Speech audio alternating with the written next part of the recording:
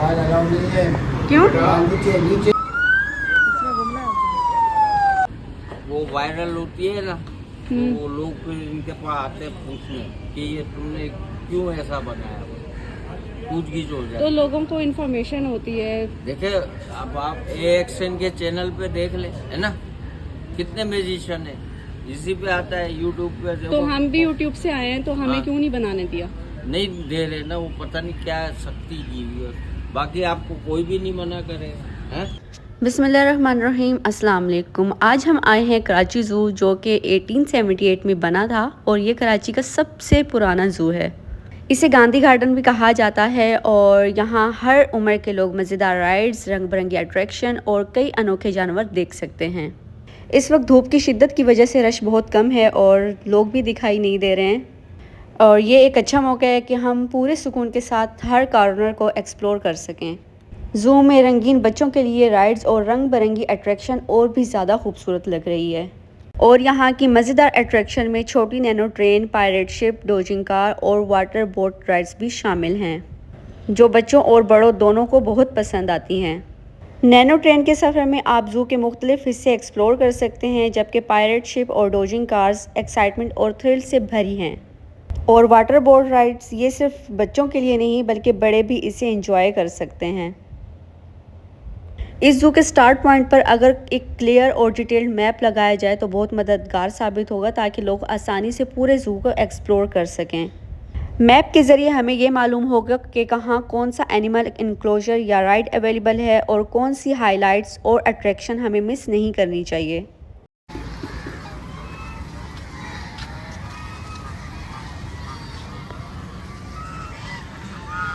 So guys, अगर आप dairying या एडवेंचरस हैं तो आप इस भूत बंगले को एक्सप्लोर कर सकते हैं।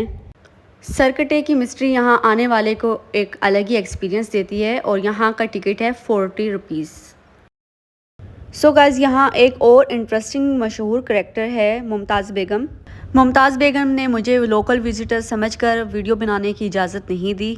अगर कोई विजिटर वीडियो बनाना चाहें तो वो इसके लिए 5 लाख की डिमांड करती हैं। मोबाइल अलाउ नहीं है। क्यों? नीचे नीचे। बहुत शुक्रिया। आप यहाँ कब से हैं? यहाँ मुझे 47 ईयर्स हो गए। 47 ईयर्स हो गए। आपकी एज क्या है? 57 है। अच्छा, आप क्या खाती पीती हैं? खाने पीने में मैं मिर्च मसाले के अलावा हर चीज़ खाती हूँ। मिर्च मसाले नहीं खाती। बिरयानी, कौरमा कुछ भी नहीं खाती? कोई भी चीज़। अच्छा, ये देखिए दो में ये पाँव स्पेशल।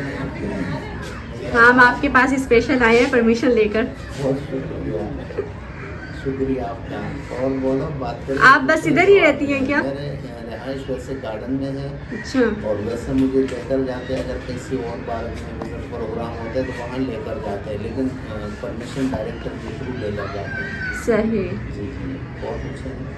इसके लिए ये साइंस के जरिए बनाया। आप कैसे 47 ईयर्स हो गए। नीचे देखो, नीचे के हिस्सा ओपन है। ये जिसम है जो आपको हिलाकर दिखा है, ये जिसम है। अच्छा, अगर कोई बिना इजाज़त वीडियो बनाने की कोशिश करता है तो वो स्टाफ के ज़रिए ज़बरदस्ती फ़ोन से वीडियोस को भी डिलीट करवा देती हैं। यहाँ के डायरेक्टर कन्वर अयूब से मेरी गुजारिश है कि यहाँ एक नोटिस या स्लिप लगाई जाए जिसमें विजिटर को ये बताया जाए कि यहाँ कैमरा रिस्ट्रिक्शंस हैं। ये भी जिक्र किया जाए कि मुमताज़ बेगम लोकल विजिटर से कैमरा यूज़ करने के लिए 5 लाख की डिमांड करती हैं। एटलीस्ट इन्होंने मेरा चैनल विज़िट किया और इसके बाद ही मुझे परमिशन अलाउ की गई कि मैं कैमरा यूज़ कर सकती हूँ। इस टाइम पर मेरा मूड बहुत ज़्यादा ऑफ हो चुका था और मेरा एक्सपीरियंस बहुत बुरा रहा। मुमताज़ बेगम का मेकअप, इनका आना जाना, एवरीथिंग यूट्यूब पर मौजूद है। इनको इतना कंजर्वेटिव नहीं होना चाहिए कि वो लोगों को डांटें और उनसे 5 लाख की डिमांड करें कि अगर कोई अपने कैमरे से उनकी वीडियो शूट कर रहा है तो उसको 5 लाख रुपए पे करने पड़ेंगे। इतनी ज़्यादा स्मेल में मेरे ख्याल से यहाँ इनको खड़े होकर कोई भी शूट नहीं करना चाहेगा। मैंने बस अपने यूट्यूब की वीडियो के लिए इनके चंद शॉट लिए।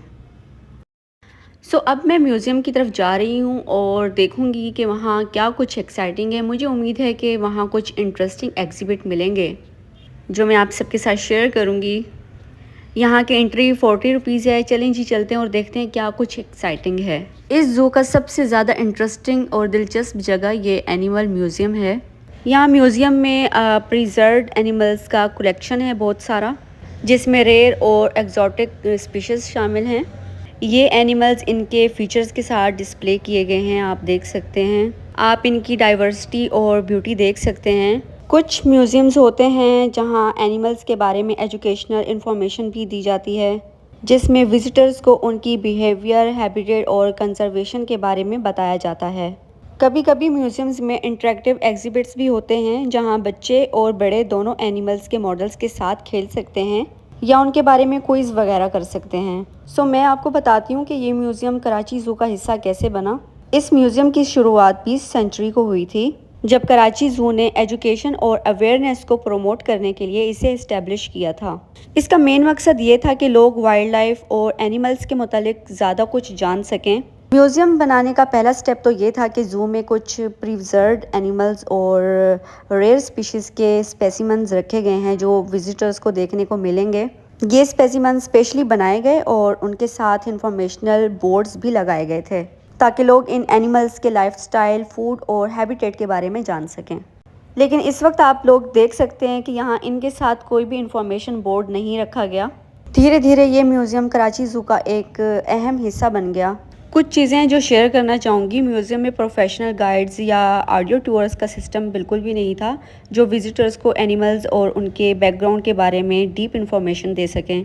इस वक्त बहुत हब्स हो रहा है और म्यूज़ियम में प्रॉपर वेंटिलेशन का भी बहुत इशू है, जिसकी वजह से क्राउडेड डेज में भी अंदर का इन्वायरमेंट स्टफ़ी और अनकम्फर्टेबल हो सकता है। किसी भी एग्जिबिट्स पर यहाँ किसी भी किस्म की कोई इन्फॉर्मेशन नहीं दी गई। आजकल के म्यूज़ियम में इंटरेक्टिव और डिजिटल डिस्प्लेज होते हैं, लेकिन यहाँ ऐसे मॉडर्न फीचर्स के एनिमल्स बहुत कम देखे गए हैं।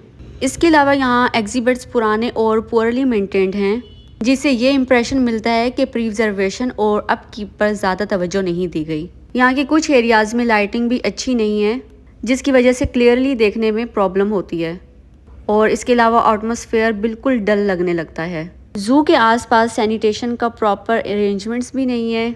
ये चीज़ विजिटर्स को नेगेटिवली इम्पेक्ट करता है, ख़ासकर क्राउडेड डेज़ में।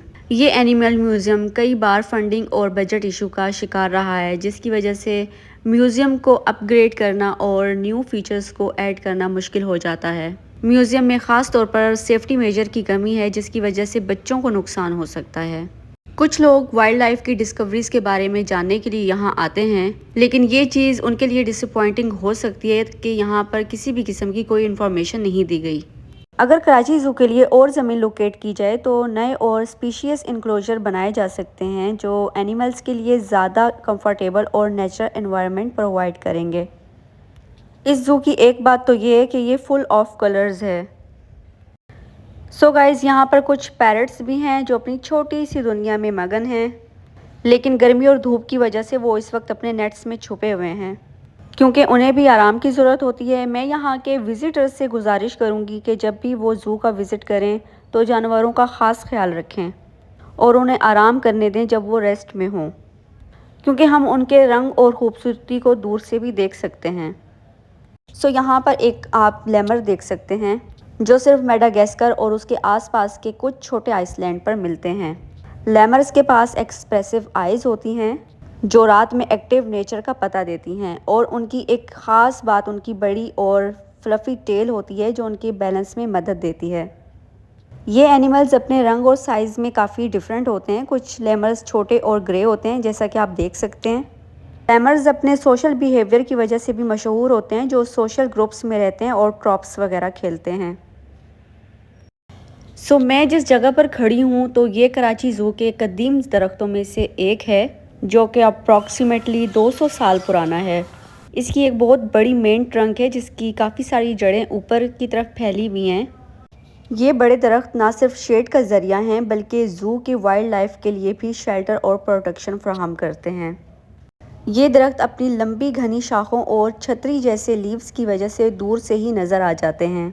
ये दरख्त सैकड़ों साल पुराने हैं और ज़ू में ग्रीनरी और शेड फराहम करते हैं, ख़ासकर गर्मियों के मौसम में जब धूप तेज़ी से चमक रही होती है। सो यहाँ पर है गज़ाल हिरन, जो खूबसूरत और ग्रेसफुल हिरन की किस्म होती है, जो अपनी रवानी और फास्ट रनिंग स्किल्स की वजह से मशहूर होते हैं। धूप और शेड की वजह से दिखाई नहीं दे रहे हैं, शायद वो अपने गेज में हो। ये हिरन ड्राई और सेमी एरियड एरियाज़ में पाए जाते हैं। जैसे डेजर्ट्स और ग्रासलैंड्स, और ये पानी की कमी को भी बर्दाश्त कर सकते हैं। इस वक्त यहाँ पर सिर्फ एक हिरन दिखाई दे रहा है। इसकी एक ख़ास बात यह है कि ये ज़्यादा पानी पिए बगैर भी सरवाइव कर सकता है। अगर आपको ये हिरन देखना है तो आपको यहाँ का मस्ट विज़िट करना चाहिए। सो अब हम आए हैं एलिफ़ेंट हाउस के पास और देखते हैं कि एलिफ़ेंट कैसा है। ये एलिफ़ेंट का हाउस है और इस वक्त एलिफ़ेंट अपने गेज में है, तो चलो चलकर देखते हैं वो कैसा दिखता है।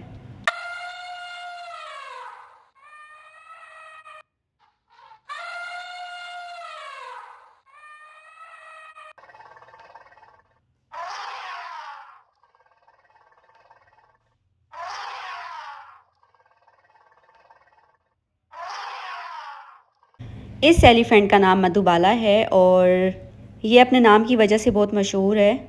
ये फ़ीमेल एलिफ़ेंट है और इसका नाम इंडियन फ़िल्म इंडस्ट्री की फ़ेमस एक्ट्रेस मधुबाला के नाम पर रखा गया है।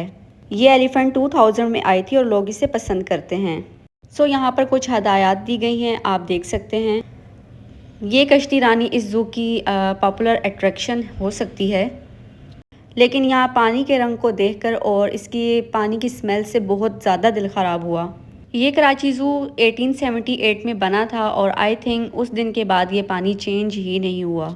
लेक का ये गंदा पानी विज़िटर्स के लिए डिसअपॉइंटिंग हो सकता है। ये पानी ना सिर्फ लेक की खूबसूरती को ख़त्म कर रहा है बल्कि ये एनिमल्स और बर्ड्स के लिए भी ख़तरनाक हो सकता है। इस पानी में काफ़ी सारी गंदी चीज़ें और प्लास्टिक का कचरा होता है जो वाइल्ड लाइफ के इकोसिस्टम को नुकसान पहुंचाता है। लेकिन ये पानी सिर्फ 3 फीट गहरा है और मुझे इसके बाद बहुत अफसोस हुआ कि मैंने अपना कैमरा गंदे पानी के अंदर डाल दिया है। ये पानी के अंदर का सीन है। लोग अक्सर नेचर के साथ वक्त गुजारना ज़्यादा पसंद करते हैं। कराची ज़ू को चाहिए कि वो लेक की सफाई और सैनिटेशन पर ज़्यादा फोकस करें ताकि लोगों को एक बेहतरीन और क्लीन एनवायरनमेंट फ्राहम किया जा सके।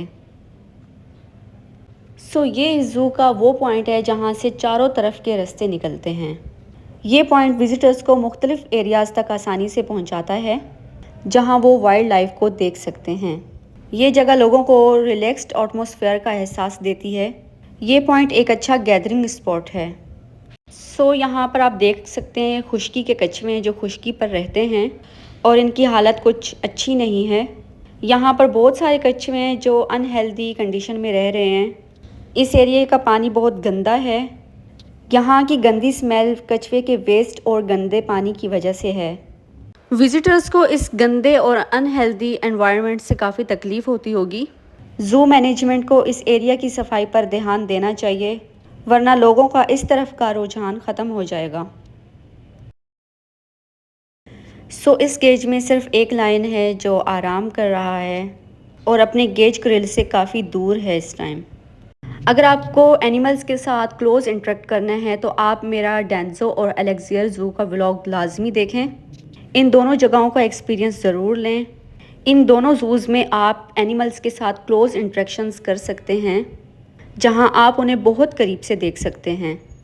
डेंजो और एलेक्सियर ज़ू का एनवायरनमेंट बहुत क्लीन और वेल मेंटेन्ड है जो आपको एक इंजॉयबल एक्सपीरियंस प्रोवाइड करता है। डेंजो में और एलेक्सियर ज़ू में आप एनिमल्स को उनके नेचुरल बिहेवियर में देख सकते हैं और उन्हें खिलाने का भी मौका मिलता है।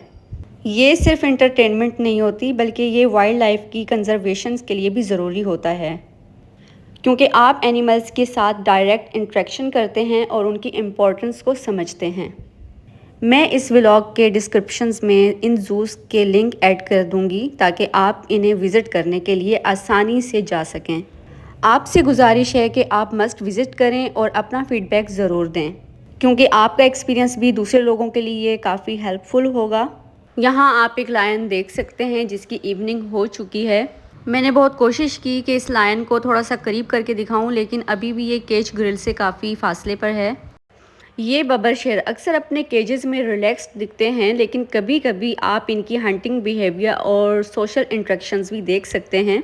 अगर ज़्यादा लायंस हों तो वो एक दूसरे के साथ इंटरेक्ट करते हैं, लेकिन यहाँ हर केज में एक ही स्पीशीज़ है या फिर केज बिल्कुल खाली है। तो यहाँ पर है एक कैसावरी यूनिक बर्ड जो अपने साइज़ में बहुत बड़ा है और ये ऑस्ट्रेलिया के ट्रॉपिकल फॉरेस्ट में पाया जाता है।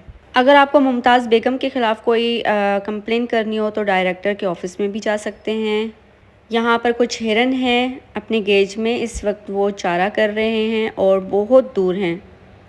उन्हें देखना मुश्किल हो रहा है इस टाइम, लेकिन जितना मैं देख सकती हूँ उतना तो दिखाऊंगी आपको। इस ज़ू के सेकंड गेट के स्टार्ट पर ही ये फूड कोर्ट दिया गया है। चलें जी, चलकर देखते हैं क्या कुछ अवेलेबल है यहाँ पर, क्या कुछ चीज़ें ऑफ़र हो रही हैं हमें। और ये फूड कोर्ट बिल्कुल एलिफेंट हाउस के सामने है।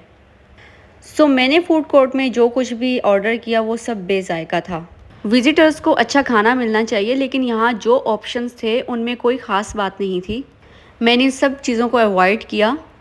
अक्सर लोग यहाँ पर कुछ स्नैक्स आइटम्स या फ़ास्ट फूड की तलाश में आते हैं, लेकिन जब उन्हें खाना ज़्यादा टेस्टी नहीं लगता तो वो कुछ भी नहीं खाना पीना पसंद करते। तो मैंने यहाँ पर अब्दुल्ला का वेट चेक किया है। 45।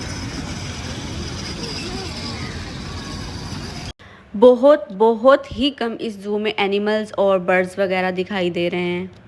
अगर आपको बहुत सारे पिकॉक्स देखने हैं तो आप डेंजो का व्लॉग देख सकते हैं, मैंने इस वीडियो की डिस्क्रिप्शन में लिंक ऐड कर दिया है। और अगर आप कभी यहाँ पर आए हैं तो अपना फ़ीडबैक मुझे लाजमी दिएगा।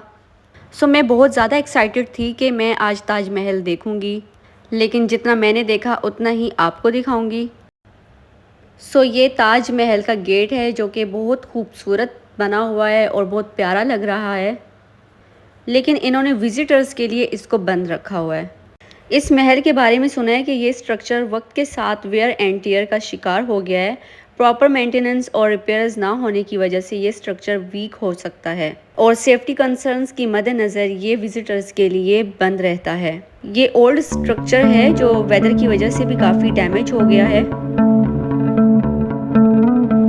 सफ़ेद हिरन, तोते, सांप घर, ये सब इन डायरेक्शंस पर हैं। सांप घर का विज़िट मैंने ख़ुद से नहीं किया, मेरा दिल बहुत ज़्यादा ख़राब हो जाता है। अगर आप लोग इंटरेस्टेड हैं तो आप यहाँ इस सांप घर में आ सकते हैं। ये स्नैक हाउस है और इसकी टिकट भी मेंशन की गई है। सो हमने की रेलगाड़ी की सैर और ये पूरे ज़ू का विज़िट करवाती है। पर हेड 50 रुपीज़ में एक चक्कर।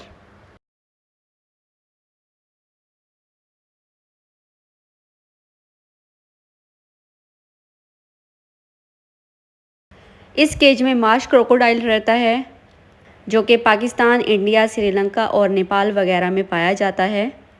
अगर यहाँ के एनवायरनमेंट की बात की जाए तो सच में कराची ज़ू में मेंटेनेंस की बहुत कमी है, जिसकी वजह से इनक्लोजर की हालत अच्छी नहीं। यहाँ आप देख सकते हैं कि पानी बहुत गंदा है। ये पानी इनकी हेल्थ के लिए भी ठीक नहीं है और विज़िटर्स के लिए भी ठीक नहीं है। ज़ू का स्टाफ कभी कभी विज़िटर्स और एनिमल्स के साथ प्रॉपरली इंटरेक्ट नहीं करा पाते। ये स्टाफ ट्रेनिंग और अवेयरनेस की कमी की वजह से होता है, जो ज़ू का ओवरऑल एक्सपीरियंस बिगाड़ रहा है। और कुछ विज़िटर्स को एनिमल्स के साथ प्रॉपर बिहेवियर के बारे में गाइडेंस नहीं होती, जो ज़ू और एनिमल्स के लिए नेगेटिव इम्पैक्ट बन सकता है। अब पता चला वाकई ये ज़िंदा है। इस ज़ू में बच्चों के लिए प्लेइंग एरिया भी दिया गया है ताकि वो आएँ और अपना अच्छे से टाइम स्पेंड करें। ये बच्चों का बॉलिंग एरिया है, यहाँ अंदर स्लाइड्स भी हैं और बच्चे यहाँ पर बहुत ज़्यादा इंजॉय कर सकते हैं। इस ज़ू में बहुत ज़्यादा ग्रीनरी है, आप देख सकते हैं। इस गिफ्ट शॉप में कुछ यूनिक और इंटरेस्टिंग सोवेनिर्स मिलती हैं जो विज़िटर्स के लिए यादगार होती हैं। यहाँ टी शर्ट्स, मग्स, कुशन्स और वेयरेबल पर आप अपनी पिक्चर्स वगैरह भी प्रिंट करवा सकते हैं, जो बहुत ज़्यादा अट्रैक्टिव लगेंगी और आपके विज़िट को यादगार बनाती हैं। इस एरिया में भी बच्चों के लिए मुख्तलिफ राइड्स दिए गए हैं। राइड्स हमेशा ही बच्चों को अट्रैक्ट करते हैं। शाम का वक्त हो चुका है और लोग भी आना शुरू हो चुके हैं। जैसे जैसे शाम होगी लोगों की भीड़ भी बढ़ती जाएगी। सो हमने यहाँ से मोनो ट्रेन की टिकट ले ली है जो कि पर हेड 100 रुपीज़ है। मोनो ट्रेन से आप पार्क को एक्सप्लोर कर सकते हैं और अब मैं आपको दिखाऊंगी कि ये पार्क कैसा लगता है। ये मोनो ट्रेन ज़ू के आसपास एक छोटी लाइन पर चलती है और ज़ू के एरियाज़ को कवर करती है। ये ट्रेन छोटे बच्चों के लिए भी बहुत इंटरेस्टिंग होती है क्योंकि उन्हें ज़ू के डिफरेंट इंक्लोजर से एनिमल्स को देखने का मौका मिलता है। मोनो ट्रेन का डिज़ाइन कलरफुल होता है। इसमें छोटा सा इंजन होता है और उसके साथ 1 या 2 कंपार्टमेंट्स होते हैं जिसमें फैमिलीज़ और ग्रुप्स आराम से बैठकर एंजॉय करते हैं। ट्रेन का सफ़र ज़्यादा लंबा नहीं होता, लेकिन ये विज़िटर्स को ज़ू का एक नया पर्सपेक्टिव देती है, ख़ास तौर पर उन लोगों के लिए जो सारा ज़ू नहीं घूम सकते। मोनो ट्रेन का ये छोटा सा सफ़र ज़ू के एनिमल्स और नेचर को एक्सप्लोर करने का एक मज़ेदार तरीका है। कराची ज़ू में स्टैंडर्ड एक्वेरियम भी है और चलकर देखते हैं कि ये एक्वेरियम कैसा है। इसकी एंट्री टिकट 50 रुपीज़ है। ये वाकई में ही बहुत रंगीन जगह है, जहाँ आपको प्यारी और हर किस्म की रंग बिरंगी मछलियाँ देखने को मिलती हैं। यहाँ के हवाले से बहुत से लोग कहते हैं कि ये बस एक ज़ू का हिस्सा ही नहीं बल्कि सी लाइफ को नज़दीक से देखने का शानदार मौका भी है। एक्वेरियम्स के बेहतरीन नक्शे और ब्राइट लाइट्स कॉम्बिनेशन मछलियों के रंग को और भी बढ़ा देते हैं। छोटी और बड़ी हर किस्म की मछलियाँ हैं जिनके बीच एक अजीब से खूबसूरती पाई जाती है जो हर देखने वाले को अपनी तरफ खींचती है। कुछ टैंक्स में मछलियों के लिए जगह छोटी लगती है जो कि उनके कंफर्ट के लिए अफेक्ट कर सकती है। एक्वा लवर्स को किसी वक्त कुछ नई और डिफरेंट मछलियों की कमी महसूस हो सकती है। कुछ टैंक्स में ट्रांसपेरेंट और क्लियर ग्लास हैं जो दिखने में मज़ा देते हैं। आप ये छोटी सी और कलरफुल मछलियाँ ही देख लें, ये बहुत खूबसूरत लग रही हैं। कुछ टैंक्स में अंधेरा है जो देखने में थोड़ी सी मुश्किलात पैदा कर रहा है। इसके अलावा मछलियों के बारे में ज़्यादा मालूमात नहीं दी गई होती जो कि बच्चों की लर्निंग के लिए ज़रूरी होती है। बच्चे और फैमिली यहाँ आकर एक तफरीही टूर ले सकते हैं, मगर कुछ बेहतरियाँ अब भी बाकी हैं। ये एक्वेरियम कराची ज़ू में 1953 में शामिल किया गया था और अपने वक्त का एक बहुत पॉपुलर और मॉडर्न एडिशन था। उस वक्त ये पाकिस्तान के चंद एक्वेरियम में से एक था जिसमें मुख्तलिफ़ किस्म की मछलियाँ और पानी में रहने वाले जानवरों को रखा गया था और लोग दूर दूर से यहाँ इन्हें देखने आते थे।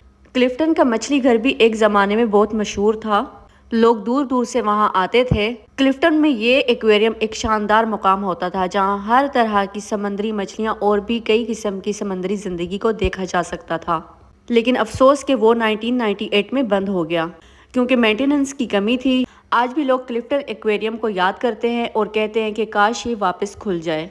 1980 और 1990 के दौर में ये एक्वेरियम कराची ज़ू का हिस्सा बना, लेकिन रिसेंटली भी अपडेट हुआ है और आज भी उतना मॉडर्न नहीं दिखता। मॉडर्न स्टैंडर्ड्स के मुताबिक इसमें टेक्नोलॉजी और वैरायटी में थोड़ी और तरक्की की ज़रूरत है ताकि ये एक मकबूल टूरिस्ट अट्रैक्शन बन सके। सो गाइज़, ये था मेरा आज का व्लॉग। उम्मीद है आप सबको ये सफ़र बहुत पसंद आया होगा। यहाँ हमने मुमताज़ बेगम को देखा और मधुबाला को हाथ लगाने का अनोखा तजुर्बा हासिल किया। कश्ती रानी की सैर से लेकर रेलगाड़ी के सफ़र तक हर लम्हा दिलचस्प और यादगार था। ये वहाँ के रंग बिरंगे मंजर, रवानी भरे मौसम और किस्सा गोयों की महफिल ने इस सफ़र को और भी खूबसूरत बना दिया। आप भी अपनी राय कमेंट सेक्शन में ज़रूर शेयर करें। तब तक अपना बहुत सारा ख्याल रखें और मेरे चैनल को सब्सक्राइब करना ना भूलें। अपना ख्याल रखिएगा, दुआओं में याद रखिएगा। अल्लाह हाफ़िज़।